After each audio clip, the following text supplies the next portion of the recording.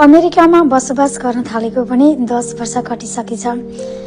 तर पनि मलाई यहाँको खानेकुरा बर्गर पिज्जाहरू भन्दा पनि मलाई नेपाली फुड एकदमै मनपर्छ।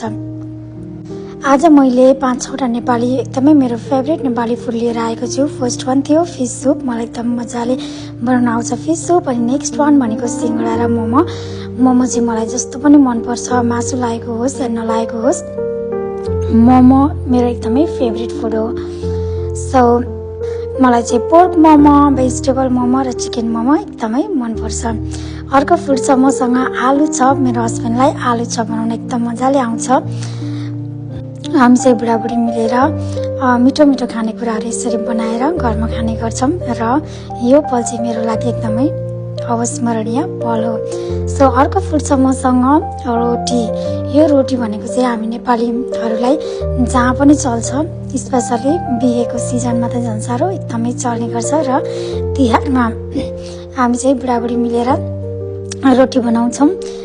मलाई भन्दा धेरै चाहिँ मेरो हस्बेन्डलाई आउँछ यो रोटीको परिकार बनाउनका लागि। सो अर्को रेसिपी छ हामीसँग चिकनको रेसिपी। चिकन त झन् साह्रो मलाई मेरो एकदमै फेभरेट हो। मलाई चाहिँ लोकल चिकन मनपर्छ। म धेरै मासु खान सक्दिनँ, तर मलाई अलिकति दिनमा थोरै भए पनि मासु चाहिँ चाहिन्छ। खसीको मासु त झन् साह्रो एकदमै मिठो हुन्छ, तर मलाई यो यसपालि प्रेग्नेन्सीको बेलामा चाहिँ खसी एकदमै गनाएर अहिलेसम्म खाना भएको छैन। सो यति नै मैले एकदमै फेभरेट मेरो नेपाली फुड लिएर आएको छु।